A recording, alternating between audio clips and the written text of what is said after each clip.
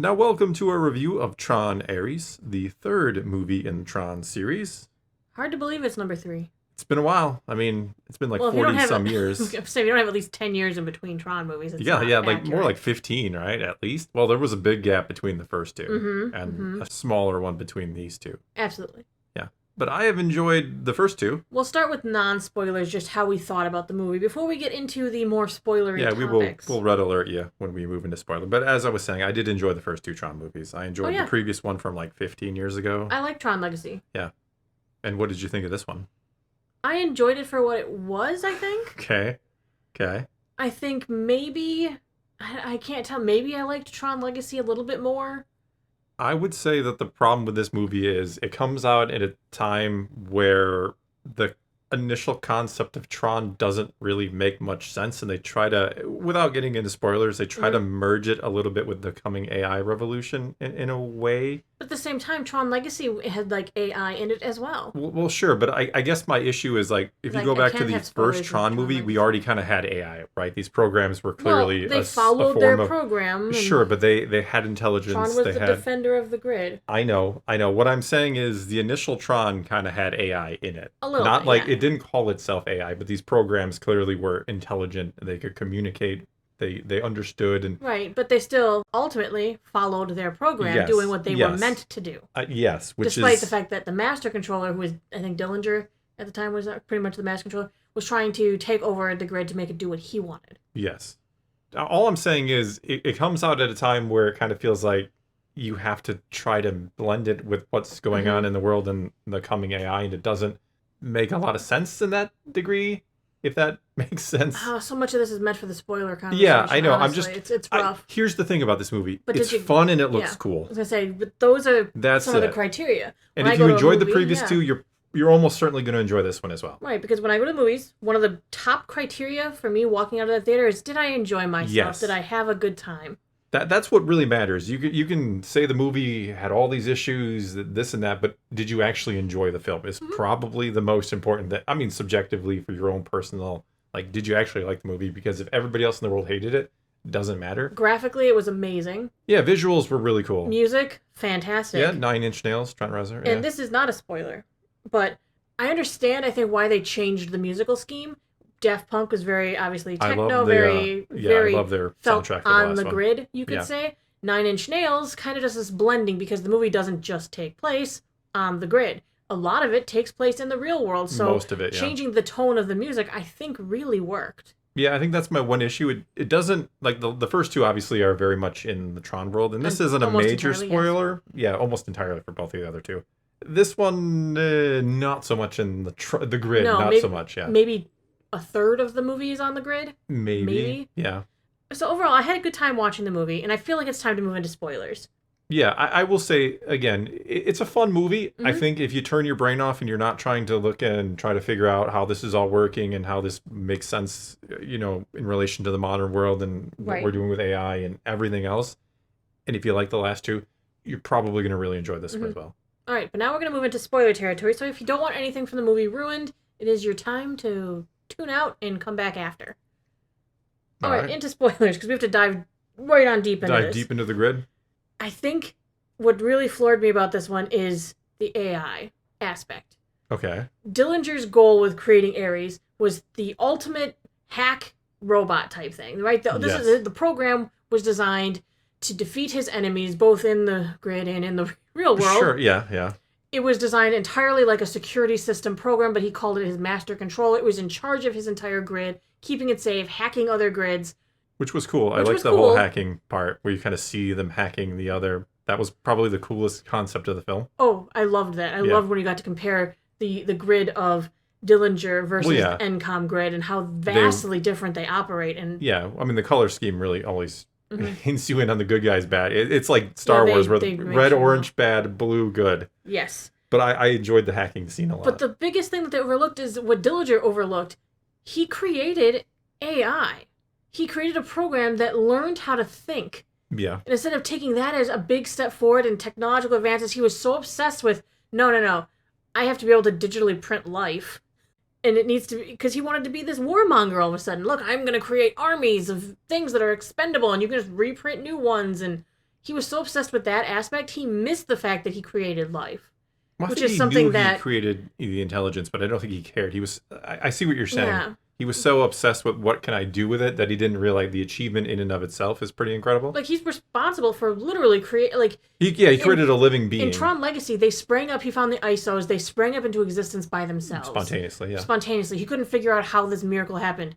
Dillinger actually did it. He did the miracle. Somehow, by making this minutes. program and talking to it all the time, and then bringing it to the real world, he created something that could think for itself. Yeah. But it was something he created. But he was obsessed with the war machine and the money and the controlling of his company. Well, what I found interesting about that is, I mean, he created it to be a machine of war, right? He didn't care about the aspect of intelligence, but it was the fact that it was intelligent, that it kind of reasoned out what it was being used for and didn't like that. Mm-hmm. It kind of plays along with our fear of AI, right? Because we're afraid it's going to realize, like, we're stupid and who cares about humans? I'm going to wipe you out because I can.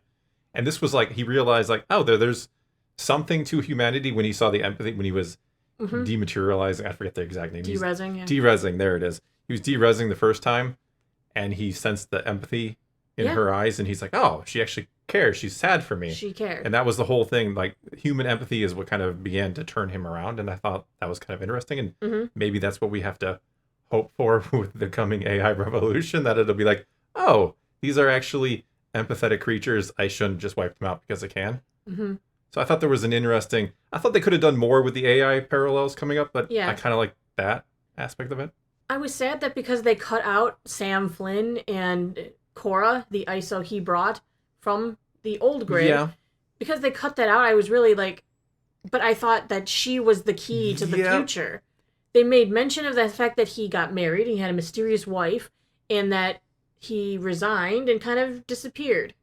Yeah. Not into the grid or anything. Like his father before him. No. He just disappeared. At the end, Jared Leto's Ares is like, I want to track down to see what my future holds, and that she is a possible answer because she's obviously been out for quite some time. Yeah, it would have been interesting if they would have tied the permanence code to her in some way, the ISOs. They never seem to make the connect, because it's kind of funny, the last movie is like, she just like walks out of the grid and is normal, like and then we have a movie like, well, he can only do it for 29 minutes. You have to make like a conjecture that he gave her a permanence code because he always wanted her to leave the grid. He always wanted her out. Well, you could kind of hint at that. So you can infer that. You can say that, well, he probably gave it to her. Or did the ISOs just spontaneously create it? See, I thought it would be more interesting if this... But the ISOs wouldn't have been on his original grid. Yeah, but I'm just saying, like, yeah, that's fair. But So he made the code on his original grid, and then was able to, he probably gave it to her. Yeah. Because he himself knew it. Yeah, I'm just saying it would be interesting if somehow that connected to the ISO spontaneously coming into existence was part of the code, and I don't know how you would have done it, but I feel like the middle movie kind of felt like an obstacle for this movie instead of something it built off of. Because they didn't take the time to build off of it. Yeah, I'm assuming the actors didn't want to come back, and it's a good chance. It's just what it felt like, because neither of the two main ones were, Cora or Sam were in this movie. I liked the idea that Athena was the robot that just followed orders, and Dillinger says to her, no matter what, get her back in the grid. I like that we casually, in the movie audience, I'm sitting here going, are we really overlooking how cruddy Dillinger is? No, I don't think we're supposed to overlook that. Bringing weapons of war into the real world on his own personal goals and doesn't even care what don't worry, they're not going to look at what I did, they're going to look at what I can do. Yeah, not the means, the end result, yeah. He's corporate espionage, because you're not supposed to be breaking into the other person's system to look for that kind of stuff. It wasn't even in there, which was what was funny. No, you can't break into your competitors' computers and just take whatever you want. Yeah, that's bad. Then he actually kidnaps the CEO and puts her inside his computer. Yeah. And he's totally willing to kill her because he thinks he can't get caught.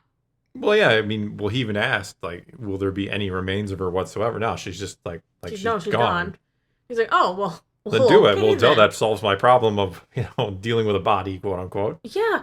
Yeah, he was a bad guy. Oh, yeah, he was bad. And now he's, if you'd missed the post-credit scene, there was one like 30 seconds after the trailer kicks off, or credits kick off. He goes into the grid, and it looks like the old 1980s grid, because he grabs the old school disc. He gets like the old school costume put on that, something with an S used to wear. I don't remember. Not Superman, but Stark or something. With something with an S. But visually the movie was fantastic. I really kind of liked seeing like the real life concept of what a recognizer would look like in our world. That was cool. Yeah. Yeah. The fight scenes I thought were fantastic. Yeah. I really liked the light batons because sometimes they were like hopping off of their own light trails to like change their position when they were fighting. I thought the fight scenes were phenomenal. I didn't like that the whole movie felt like a chase. Like you don't like chases, but yeah, I mean that's what it was. Car chases drive me nuts, but the whole movie was a chase. It was a big chase, but that's kind of what you're expecting out of Tron: cool vehicles and chasing and fighting. I would like to see where the future of the movie franchise goes, if they have a future planned. Well, I think they have a plan. It all depends on money. If this movie does well at the box office, now, 15, who knows? I think if this movie does well, which I'm very skeptical of, because I don't know that Tron is something that, it resonates with the older crowd. I don't know that the kids are going to be rushing to see Tron, but. Yeah, and I am glad that they didn't put a romance in this. I thought for sure when she joked, like, he's my boyfriend. Well, actually, he's a computer program. It wasn't a romance as much as an appreciation for life. Yes. And I liked her story about, losing her sister. They did pretty well, with her and the sister and dying and wanting to fulfill her dream. I thought that was all pretty good. There's nothing like... But I was kind of glad it wasn't a romance. They were like, no, the program immediately learned to love. Yeah. No. I was glad that learning to love wasn't what he wanted. He just wanted to experience life. Yeah. And speaking of that, I like the scene where it started not to rain, but when the sprinkler system went off and it distracted her long enough because she had never experienced anything like that. So that was clever. I thought that was good. Yeah. That they're experiencing these things for the first time in the real world, and very distracting. Mm-hmm. There were good things in there. And of course we have to mention the callback to Jeff Bridges reprising. Yeah, he was back. Yeah, he was back in his old server with all the old light cycle with Bit, with the same crack in the wall he escaped the first time. Yeah. The only sad thing is that Tron was not in Tron. No, well, Tron was not in... Well, he was in the last one. He was, yes, because he played Rinsler. Yeah. But he's a program. He could have been saved or rewritten, or I thought maybe you could see him on the original server. No, Tron wasn't in Tron, yeah. No Tron at all. No Tron in Tron. So hammer scale this? Hammer scale, you're up first, because that's how we play. I really enjoyed it. It was a good time. I don't know it was profound or anything spectacular or anything that really is going to leave a lasting impact, and there were chances to maybe have more of a commentary on the AI revolution to come, but I'll give it like a 6.5 or 7. I'll go 7. Oh, I was going to go solid 7 on mine. Yeah, I think it was a 7. I had a good time watching it. There were enough callbacks to the old stuff that made me happy. I would have been happier had we spent more time on the grid, because I feel like that's what I'm looking for in a Tron movie, not bringing them out to... I will agree, but when they were out, they were doing cool stuff with the bikes. The light cycles. Yeah, it was still cool even when they weren't in the grid. So yeah, solid movie, enjoyable. Don't think about it too much, and you're probably gonna have a fun time with it. All right, well, I think that is gonna be all we got for you this time. Your turn. Take to the comments below. Tell us what you thought of Tron, Aries. Did you enjoy it? Is it a fun time at the movies, or what? Whatever the case may be, leave a comment below. Let's talk some Tron. And until next time, thanks for watching.